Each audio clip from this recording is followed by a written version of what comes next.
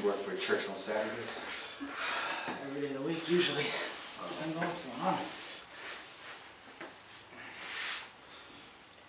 So you said you fell off the bus and you had to crawl? Yeah. I had to army crawl 30 feet to my door. My ankle's still being weird. I was getting off the bus and misstepped. Ooh. I don't know what I did, but when I got out of the bus, my ankle was like, nope, you're not putting any weight on it now. Was it snowy outside? No, it was a couple days ago. It was Monday. Yeah, that text message, I got text message now, so you don't need to. Good. But that text is convenient, especially for you, because you keep canceling. Yeah. So it's just really quick, you know. It's like certain things I don't feel like I'm comfortable with saying over the phone. I screwed my ankle up getting off the bus. See? You'll respond. Like Yeah. if something happens, I say I'm not able to. Okay. Yeah. Because I don't. Whatever's easier for you, you know. Usually within like 5 minutes he responds. Yeah, texting is easier. It's just I always want to be respectful and mindful too. And it's like, of course, you never know. You might be the only one coming in class that day, and then you're here waiting for me, and then Yeah. plus it's like the right thing to do anyway. It doesn't matter who's coming. Yeah.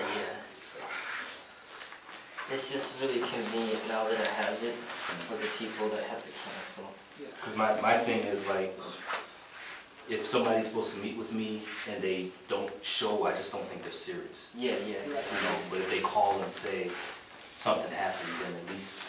Yeah.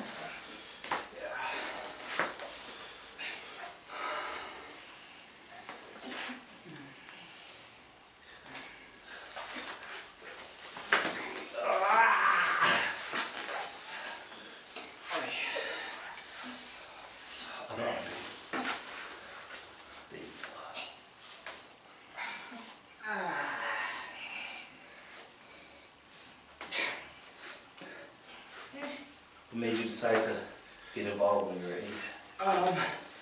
Well, when I was younger, I had a few things going on. My doctor recommended I take a martial art for therapy, so there was that. And I had massive, and when I say massive, I mean Hulk-level anger issues. So martial arts was a good way for me to learn how to control it. Discipline myself enough to know that even though I'm angry about things that are going on, the right path isn't always to lash out on people who have nothing to do with it. It's good.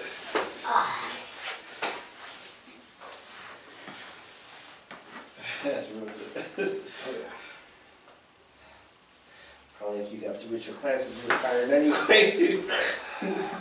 Yeah. Some days. Some days I was fueled by pure rage and I was fine, but everybody else was like panting and exhausted. There were a couple times where I even got a punching bag or two.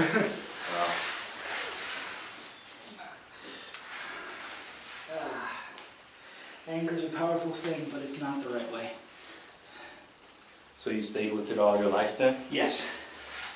Stayed with it all my life. Started in Nance's Kung Fu, then went to a few different forms of Tai Chi. Studied with my dad for a while. Went to a Taekwondo school, decided that wasn't for me. Went to this school in Chinatown that was actually Sifu's teacher. Yeah. Studied there for a couple years, injured myself at church. Had to take off for a while. By the time I got back, that teacher had moved to a new location that was going to be harder for me to get to. Okay. So I kind of went into martial arts limbo, studying the things that I knew already on my own, figuring out what I was going to do, and then found out about this place, and then came here.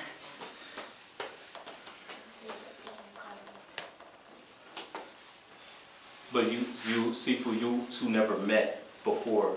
No. At your other? No. Okay. I think It's a small Sifu world. had left a little before I started at that school. Yeah. Because when did you leave Sifu Sam's? Sifu. In 99. See? Yeah, 99. There you go. I didn't start studying there until like had to be 08. Yeah, cause in '99, he didn't even have that location at the Chinatown. Right. It was like an underground basement. Nice. It was at Golden Bowl. Okay. Like right by there, there's a basement down there. That was a restaurant though. Yeah. Right. It's funny how most martial arts schools always start out in the basement. You notice that? Yeah. Gutter, They man. always start in the basement or garage, man. Yeah, it's basement or garage. Yeah. Or outside. Right. I mean, the old temples, they were basically outside, so. Yeah. One of these days I'm gonna go check them out. You never been there, right? Nope. Never been to China yet. But I plan on it.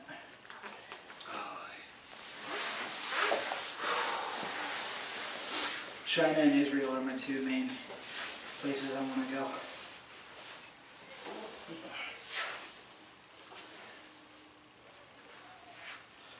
But I don't want to go until I get Interpol security clearance to carry a firearm on the plane with me. Because I am not going unarmed to Israel. It's usually safe there, but I know better.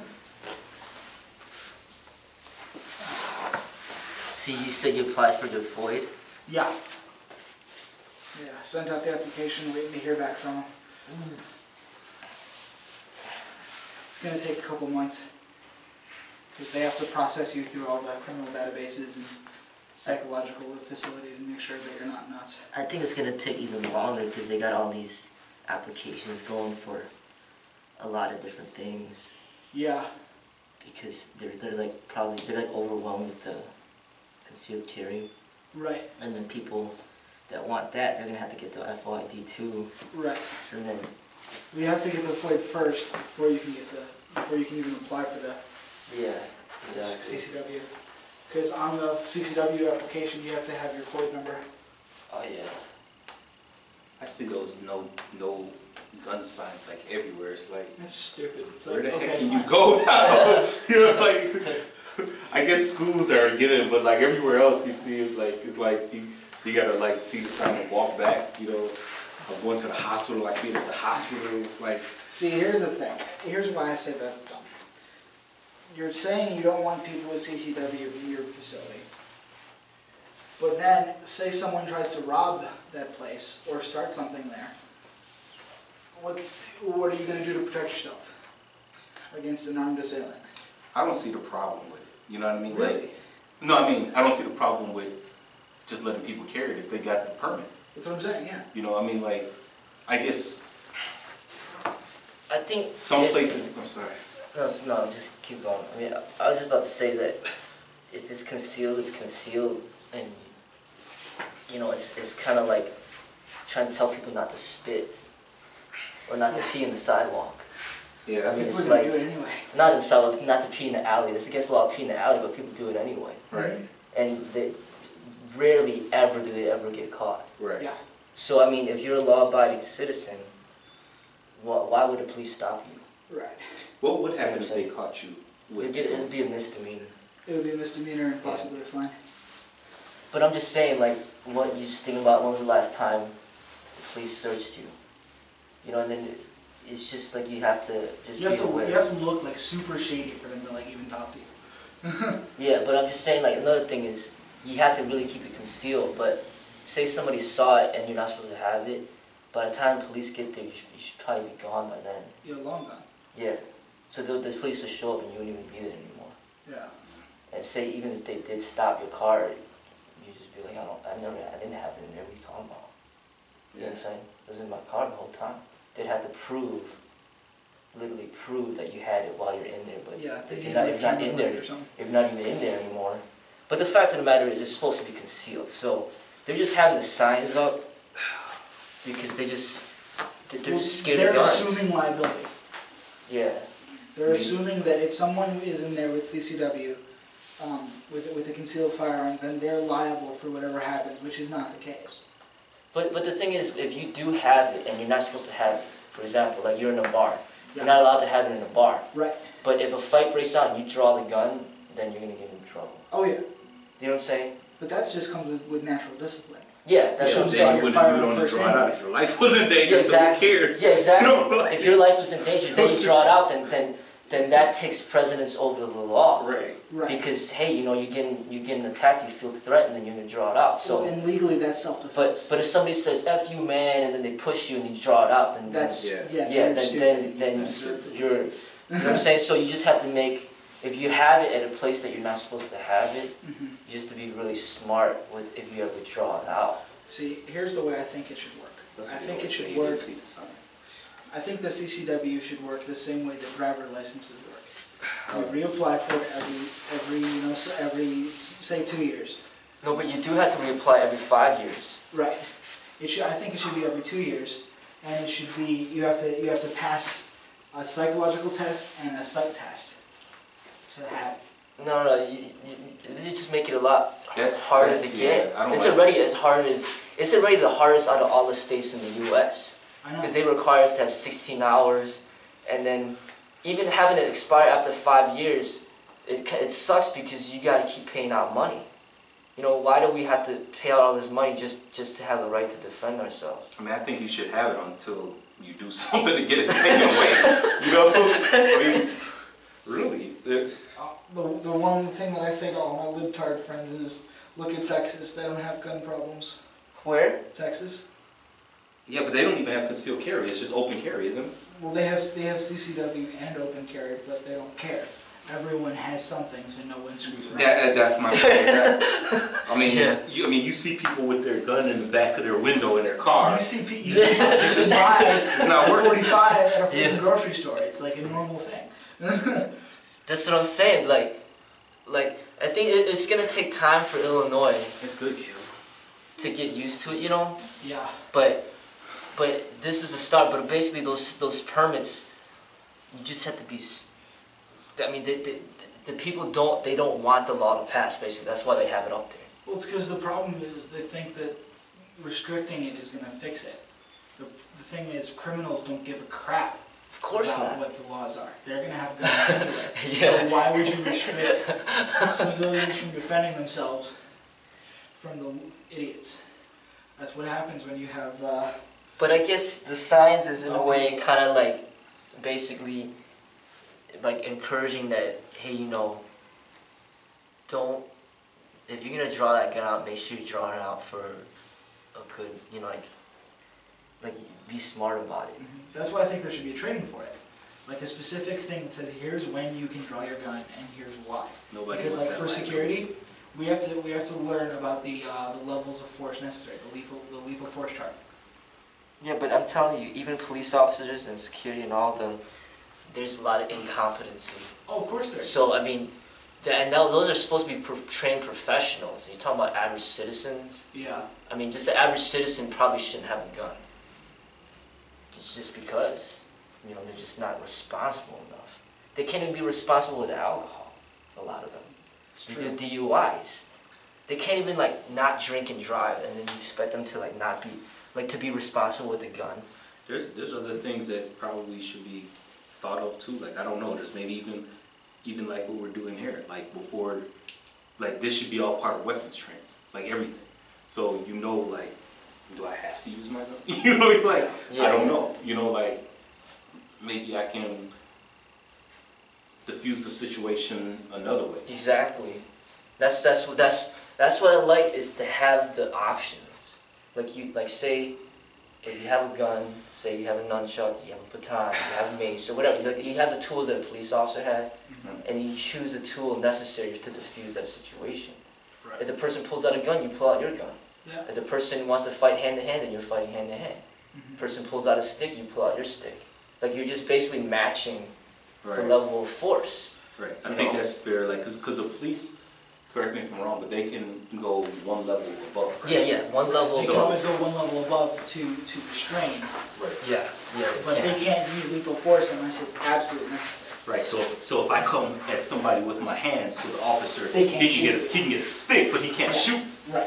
where he should. No, it depends. Like, if it's a woman officer, and you're like 200 something solid muscle, Yeah. She If could you're draw like a the gun. 4-pound guy, she can shoot. She could draw the gun. She can't. It's not necessarily she could shoot, but she could direct you. You stop. Yeah. You know. But if he keeps coming, she could shoot him, and then have it justified because, you know, if he gets his hands on her, she's done. Yeah. I mean, there's police videos out there where there's a little small girl getting beat down by some dude, like in a traffic stop. Yeah. He just beat the hell out of her, like put her life, like he put her in critical condition. He did that with his bare hands. Wow. You know, so after that she had to get all this surgery and stuff, and she quit. But she lived. Yeah. But I mean, it depends. You know, like if somebody, like your side's attacking her. Yeah. And she had to shoot you. She shoot you. You know what I'm saying? I mean, it's kind of like a pit bull coming at you or a lion. They don't have any weapons, but shoot. You know what I'm saying? If they get too close to you, you're done. You know. So. Well, I've actually had to kill a pit bull before. Oh yeah. Yeah. When I was younger, I was walking down an alley and to go meet my dad at his house. He used to live up on Jarvis. And I was by myself, middle of the day, and all of a sudden I hear this barking. And I'm like, okay, the dog's far away enough. I'm okay. But then all of a sudden he's on top of me. Wow. So I drew my knife and slit the dang thing's throat. No.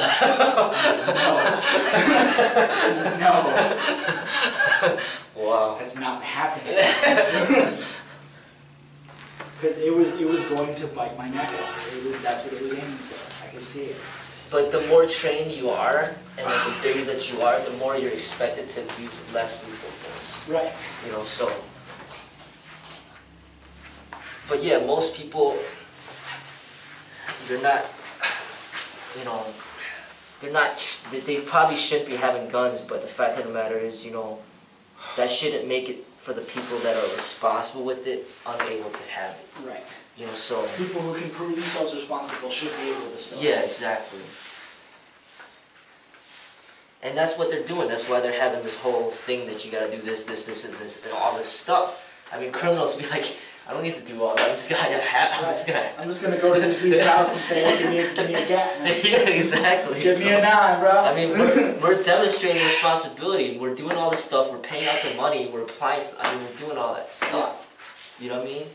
I mean, it is the psych test. They put you. They really look through your history like big time. So that is kind of like the psych test. Oh yeah, they run you through every criminal database and on the. More than they do for the FOID? Oh yeah. Yeah. Yeah. Well, because FOID just means you can own a gun. Right. That just means you can own one.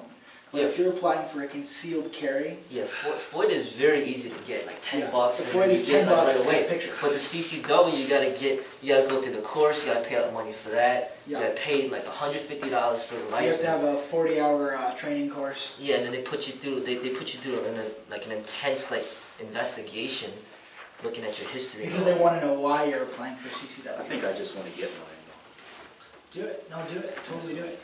though. I mean, I have a FOID card, but I still need that. But I just.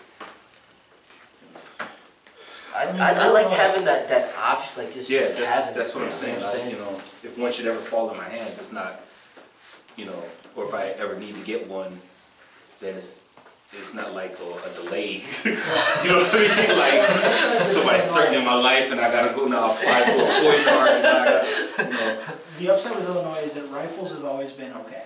The issue has always been the pistols, the handguns. Oh yeah, there's a delay on pistols. Yeah, there's a delay on the pistols because, you know, those are easier to hide, easier to conceal, and...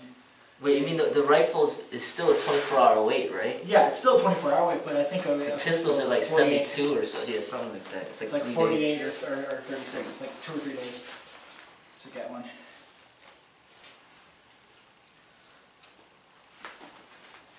Yeah, I plan on getting a Glock 19 to carry, and then a 357 for the house.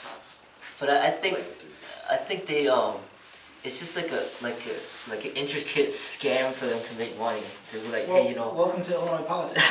Yeah, you gotta apply for this, go to this course, pay all this money, but then you can't bring it to all these places. It's like you can't bring it to public parks. You can't bring it to all these streets and banks. And it's like, well, where the hell am I on the sidewalk? From house to the car, from car to the house. Yeah, pretty much. Yeah. That's. I mean, if you think about the errands that you have to run during the day, all the places you have to leave them in the car. It's like, yeah, you know, go to the hospital visit. And that's somebody. gonna do great. Go to the bank, go to the jewelry store, Yeah. go to the, you know, it's like Yeah. everywhere.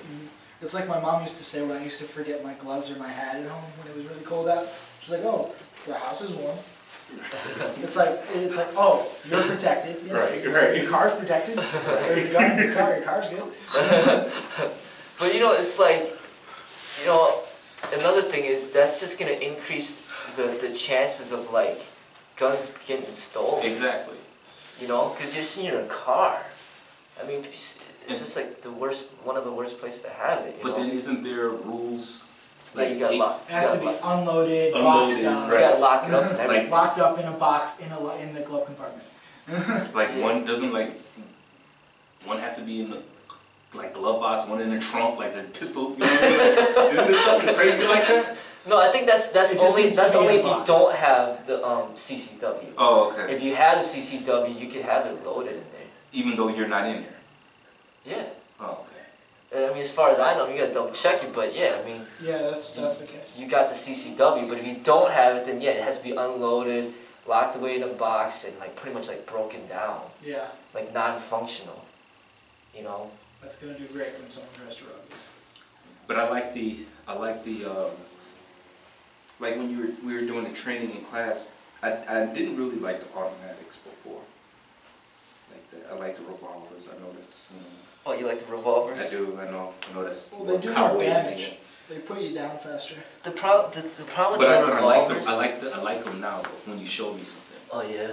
Like the problem with the revolvers that kind of worries me is that there's really not much of a safety. And that's why You I know like what I'm those better, because you can keep that. You can have all in there except for the one in the chamber. Yeah. And not worry about it going yeah. off. Whereas you have a revolver and it's loaded, and kid picks it up and just. Yeah, There's no exactly. safety on it. Well, there's safeties on them. Some revolvers don't even have a safety. I didn't see like revolvers that have been made, I think post, if I'm not mistaken, I could be wrong, but I think post 70s all have safeties on them now. I gotta check that. We gotta check that. I don't But think that's right. even Smith and Wesson, even with the you safety, said just a button that you, Yeah. or just you turn it and Yeah. you pull it. That to me, it's still like It's not safe. I don't feel like I feel like really like man.